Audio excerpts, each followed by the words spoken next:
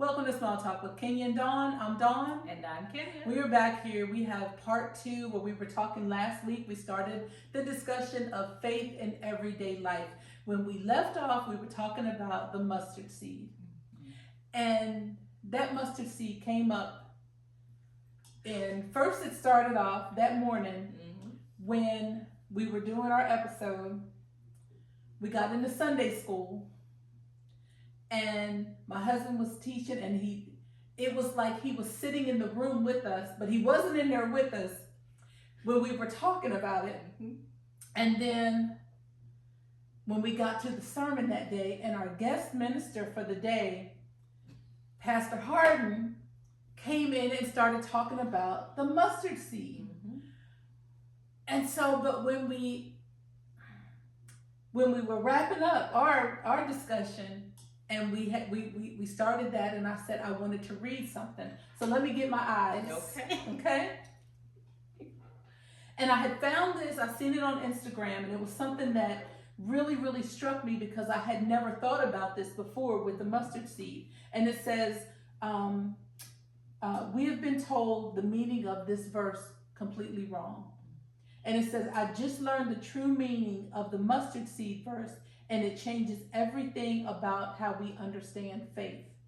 And it starts off with Matthew 17. A desperate father brings his son, who's tormented with sickness, seizures, falling into fire and water. The disciples tried to cast it out, but they failed.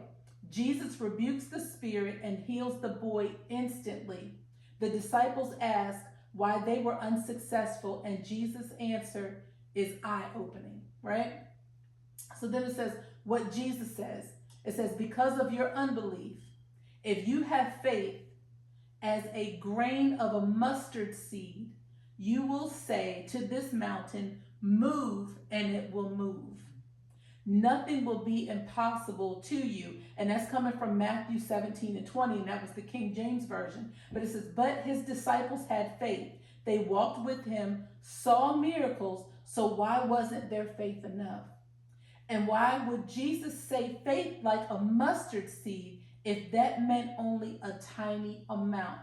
This is where something about the way this verse has always been explained has just never sat right with me. So whoever was writing this, they were like, something's going on, right? Okay, so we got a little bit more to go. The misinterpretation. We've always heard even the tiniest faith, can't even get it out. Tiniest faith is enough. Just a little faith is enough to move mountains. But the Bible never says small like a mustard seed. It says faith as a mustard seed. That's the big difference. If the disciples already had faith, why did Jesus say it still wasn't enough? This is why this verse confused me and bothered me for years until I finally learned what they all actually knew about mustard seeds. So what is the mustard seed? In the first century, the mustard plant was invasive. That struck me right there. Once it took root in the garden, it spread fast. It crowded out and destroyed other plants. I had no idea. It dominated the soil until it owned the whole field. It was feared by farmers because it couldn't be controlled. It became massive, and it was impossible to remove or get rid of it. Blew my mind. Okay, so then it says, when Jesus spoke of faith as a mustard seed, his listeners didn't think tiny. They thought uncontainable, invasive, dominating, and unstoppable. This revelation gave me chills. This is the kind of faith Jesus was pointing to, not just fragile or small. Once planted, it spreads to every part of your life. It is unshakable and unwavering.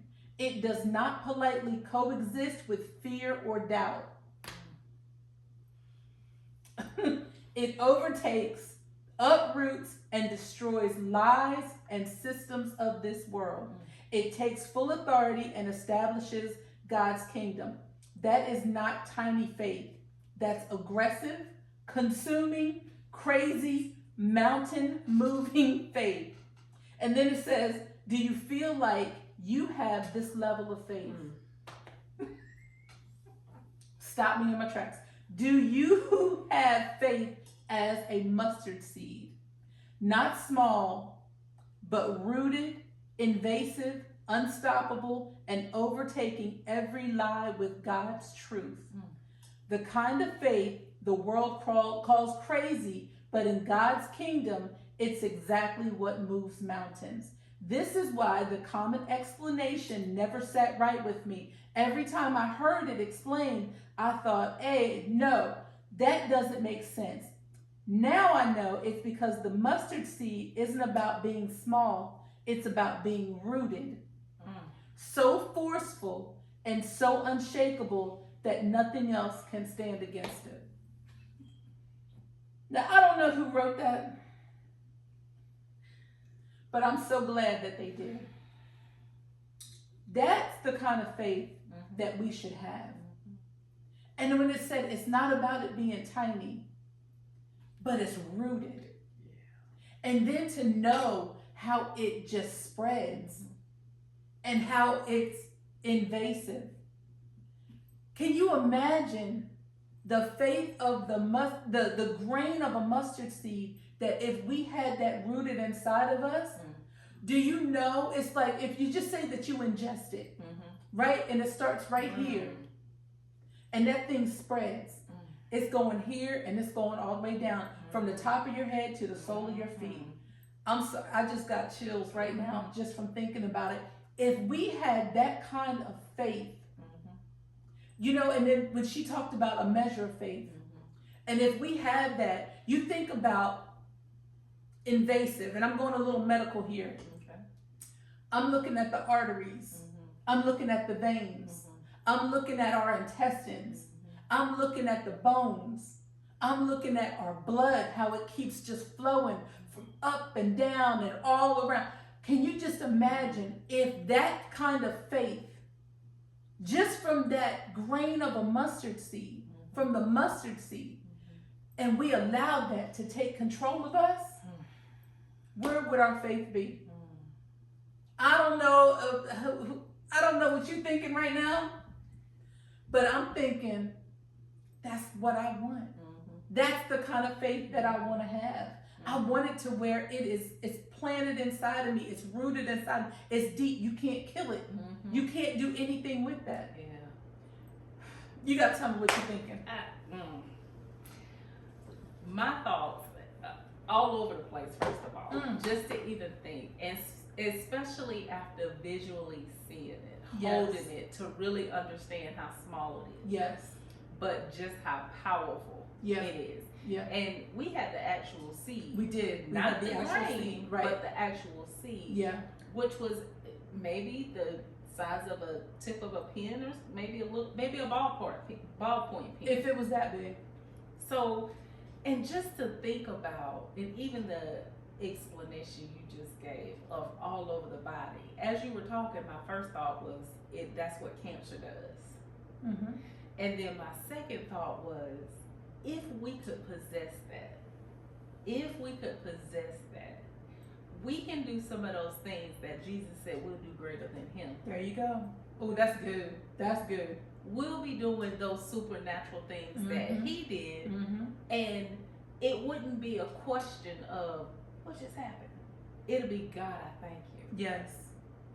Yes. I mean, I just can't, as you were sitting there reading it, and me just hearing it, and just really fully understanding, because that's all we need. It didn't say we need 10 seeds. It just said the grain of one. Oh my goodness. Yeah. It wasn't a coin. Yeah. It wasn't a marble. It wasn't the size of an apple. We're talking about the grain of a mustard seed. And I know we say, a lot of people just say the mustard seed. And I understand, because it's easy to say it. But we got to take that extra step just a little bit deeper and say the grain of the mustard seed. If we have that type of faith, we could do unspeakable things. And I'm going to tell you, and that's probably why I don't worry about things. Okay. I don't. You know, my thing is, all right, okay. It's fine. I don't worry about things. Yeah. And I don't worry because, and it's not something that happened overnight where my faith is that strong. But I just feel like I'm so rooted right now because I've seen God work. I've seen him work even when I thought that things weren't going my way, and then come to find out it was going my way. That's why I don't doubt. I can't doubt him. And I have that faith in him. I have the faith that God, he is the creator of everything. And I just feel like if I trust him, if I have that faith in him, he can handle my little problems. Okay. He's created the heavens and the earth. He's created everything. People, animals, everything. And then blessed enough for his son to come here and die for us. And then he left us the comforter that should be our guide for everything. What do I have to fear? What do I have to fear? Because my faith is that strong. I know that God's got me. Yeah. That's why I don't worry about anything. I don't worry about stuff. This whole thing, when they're talking about, you know, when we had to shut down and, you know, there were all these realignments and, you know, these, what do they call the, the deferred retirements and stuff that they're trying to get people to quit their jobs and stuff. I was like, I'm not worried about that. And people were like, you're not worried? What am I worried for? Right. What am I worried for? Because even if he says your time here at this facility is up, okay, I'm gonna go to I'm gonna go someplace else and work. I'm gonna be okay. Yeah. We're going to be fine. Yeah. But I had that faith. My faith took me to a place and said, don't worry about your job. Okay. Don't even worry about it. And I remember my pastor would say, God didn't bring you this far to just bring you this far. And I know that he's not just brought me to a certain place and we just gonna stop here. No, I know that he has greater for me. And I know that he has greater for me because of my faith. Yeah. What you thinking about? Man, so much. Jeez.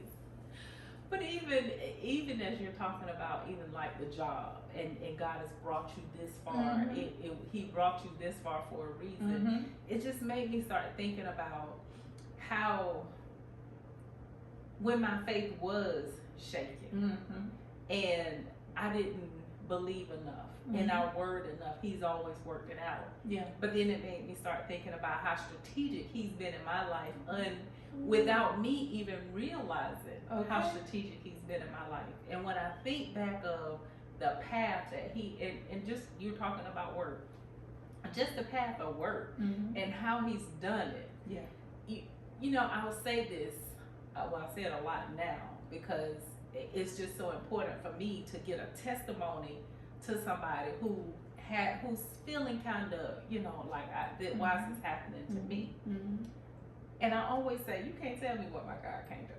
You just can't make me believe anything else. But it's for the reason you said. I've seen him move too many times in my life, even when I wasn't even conscious enough to know that he was moving. And to even think about in the casual way I've asked for things, and he's blessed me in such a big way to make me pay attention. And just to have that kind of faith. That kind of faith. Yeah. To do the things that he said that I can do. I know sometimes it's kind of scary to think about those things. Casting out demons, bringing people from the dead. The kinds of things that Jesus did. Yeah. But when he said, I can do greater things than he, I can do it. Mm-hmm. that means I can't have fear with my faith. That's right. I can't have doubt with my faith. That's right. Because it's going to cancel it out. There you go. So if I'm that rooted, if that faith is invasive enough to take over, I can walk in the same boldness that Christ walked in. Absolutely. Absolutely. Walk in it, embrace it, Yeah. Yeah. and be confident in it. Yes. Be confident in that. You know, 2007, my mom had been diagnosed with breast cancer. Okay. And I sat down on the bed and I just cried. Mm. And I said, God, why my mom? Mm-hmm. Like, why her? Mm-hmm. He said, why not? Mm. And it was like I heard it plain as day. Why not? And I began to have a dialogue, and he said, nobody's exempt. Nobody's exempt. And I said, oh, okay. You know, that kind of hit, you know? Mm-hmm. But then I said, I trust God. Mm-hmm. I trust God that he's going to bring my mom through this. Yeah. And that she's going to be okay. Mm-hmm. And she's still here to this day because he healed her. Mm-hmm. And even during that time, and my mom, she's given this testimony when we've done women talk and she's talked to other people, but she said that God told her mm-hmm. that she was healed. Mm-hmm. But that happened through faith. Mm-hmm. When those circumstances, those hard things come up, you've got to maintain your faith. Yeah. And it's so easy to discard it. Mm-hmm. So easy to do it because, and the reason I say it's easy to do that is because the devil, he's always around. Mm-hmm. And he wants to plant those ideas in your head. Mm-hmm. But when you have that faith, and you got to sometimes remind yourself of it, and be like, oh, hold on. This circumstance, yeah, it popped up. I get it. Yeah. But I'm rooted in it. Yeah. And I had to have that conversation, yeah. And say, you're rooted. You're okay. Mm-hmm. Your mom is going to be okay. Mm-hmm. You know, even when you go through issues with your marriage, mm-hmm. you still got to have that faith. Mm-hmm. And when you think that it's not gonna work out, but if you have that deep down faith, mm-hmm. where it's flowing all through you, mm-hmm. you can make it through. Mm-hmm. You can get through anything. Just know that God is working it out for you. Yeah. He's not setting you up for failure. Mm-hmm.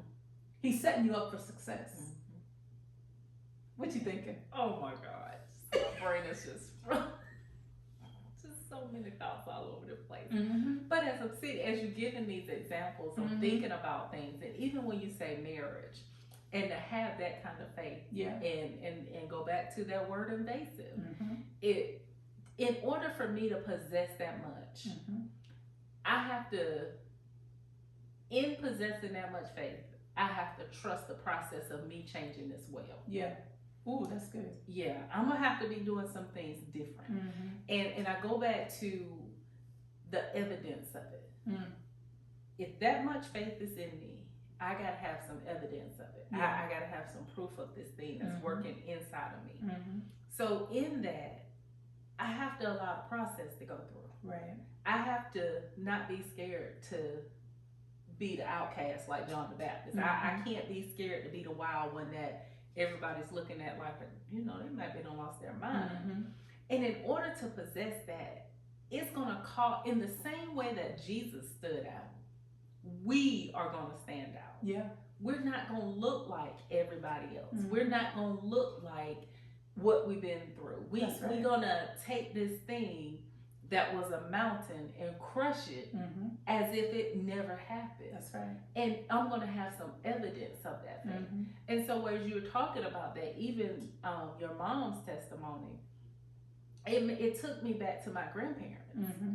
And I've had one of those, why not? But it was about me. Yeah. Why not you? Yeah. You know.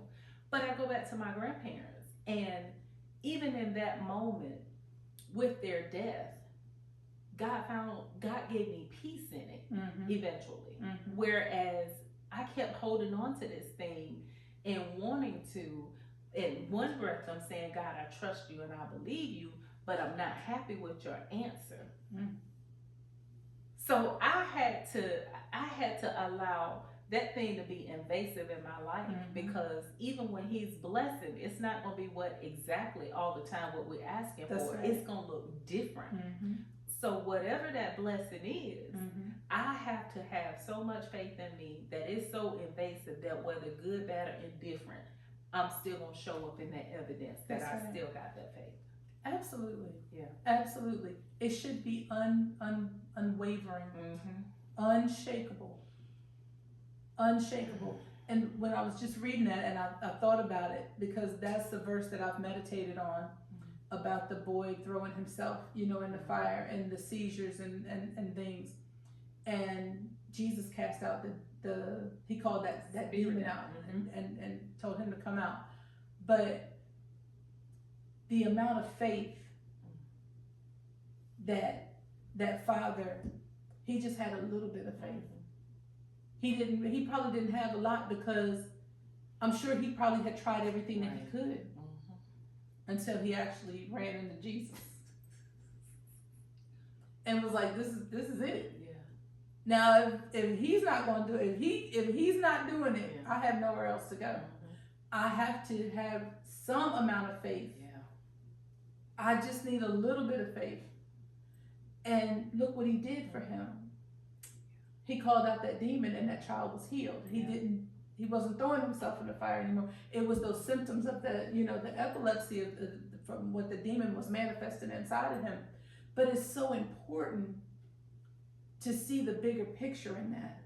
And when I say see the bigger picture, I'm saying don't look at what the symptoms were, but look at what the cause of the symptoms were. Okay. Because that's getting to the root of the problem. So that's one of the reasons why you got to have that immeasurable amount of faith, because you got to dig deeper. Yeah. We're looking at the physical, but what's going on spiritual? Yeah. That's the bigger thing. So you got to trust God in the process. You got to trust Christ in the process to say, I need you to fix this. I need you to take care of this. This is something that I can't do. I need you to do it. That's why I say things are bigger than what we think that they are. You gotta go deeper and figure out exactly what it is. That's why it's important. You gotta call the names of something. We can't even get into. That's a whole nother conversation. But you gotta be able to call those things out and say, hey, this is what it is. Yeah. And that for some people, I think that's probably hard to do, because, and I won't say it's necessarily hard to do, but I will say that I don't think we think about it sometimes. I don't think we're conscious of those things sometimes, because we're just looking in the natural. We're not looking into the supernatural. I think that's where the difference is. Yeah. But let me ask this question. Just turn a little bit. With faith, have you seen someone that had been down and didn't know maybe where their next meal was coming from? Didn't know how they were going to pay one of their bills? And especially a lot of older people that say, I'm trusting God. I'm trusting God. And then somebody might bless them with some money somewhere. And they're like, wait a minute, where did this come from? Because God said that he wasn't going to leave you and he wasn't going to forsake you. And so they come and bless you financially. You didn't even know where it was coming from. But that's that deep-rooted faith that you have, just to know, I don't know how he's going to do it, but he's going to show up. It may be in the 11th hour, and the man might be about ready to push the button pretty soon the next morning, but then you get that. Right. You get it. And I think it helps you so much. But let me ask you this question. Do you think that sometimes when it gets to that 11th hour, that could possibly be God testing you to see if you're going to hold on to your faith and trust him that he's going to do the things that he said that he was going to do? What you think about that? I absolutely do. Yeah.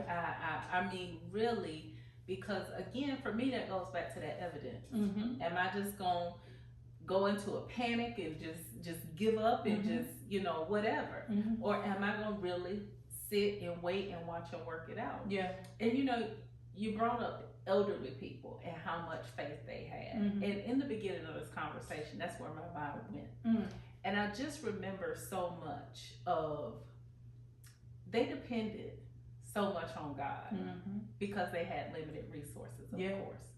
But to be in those states, if we could get into the state of mind of that much dependency Mm-hmm. on Him, Mm-hmm. that much. Yeah. Because I go back and just as you're talking, just having these thoughts of the evidence mm-hmm. that they showed. Yeah. You know, and even just walking around the house singing a hymn or humming, or mm-hmm. you know, you bring this big problem to them and they'll say, baby, it's all right, take it to King Jesus, mm-hmm. He gonna take care of it. And while I'm probably looking like, all right, I need this done today, mm-hmm. it just, I don't want to say baffles, but it just encourages me yes. so much mm-hmm.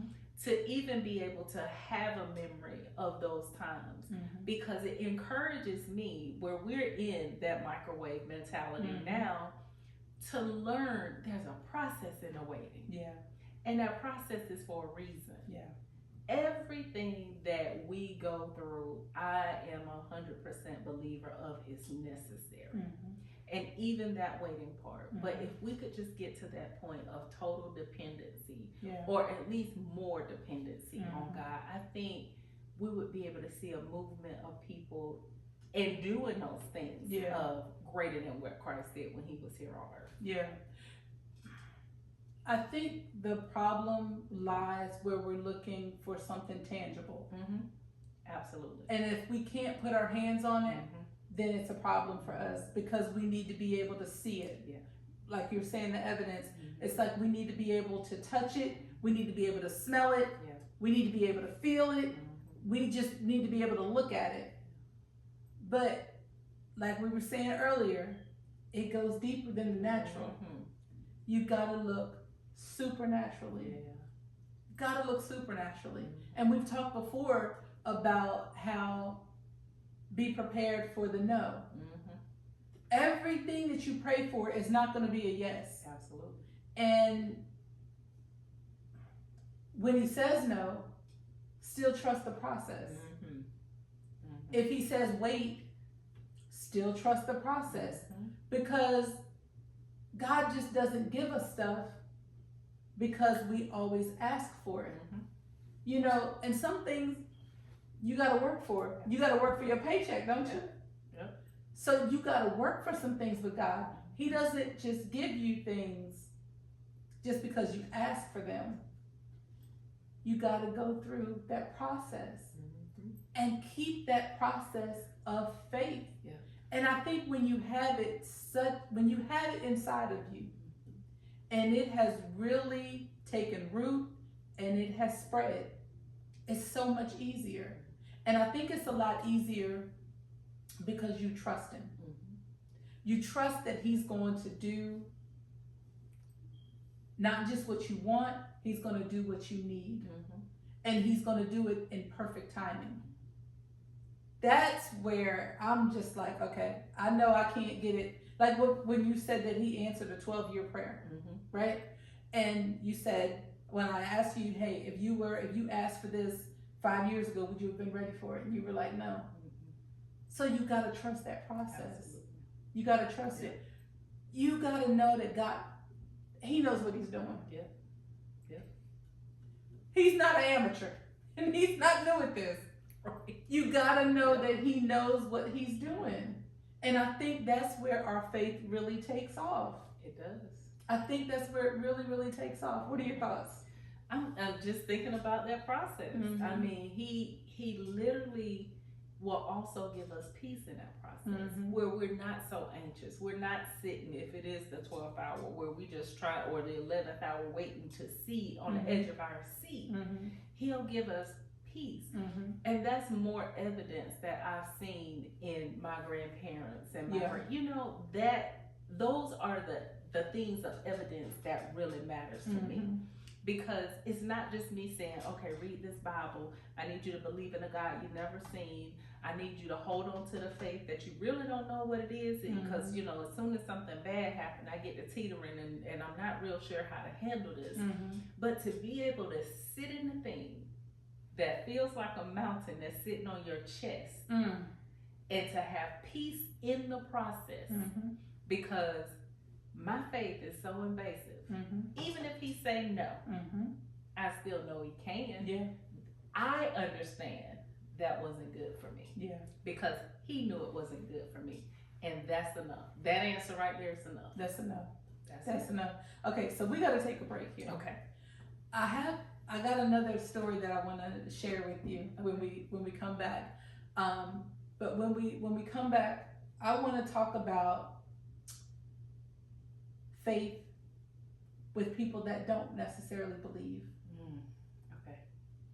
And how we can help them to get to the side of where they're able to embrace faith and be able to trust God like what they need to. So in the meantime, please go to our website, jordanchristiancenter.com. Check us out there.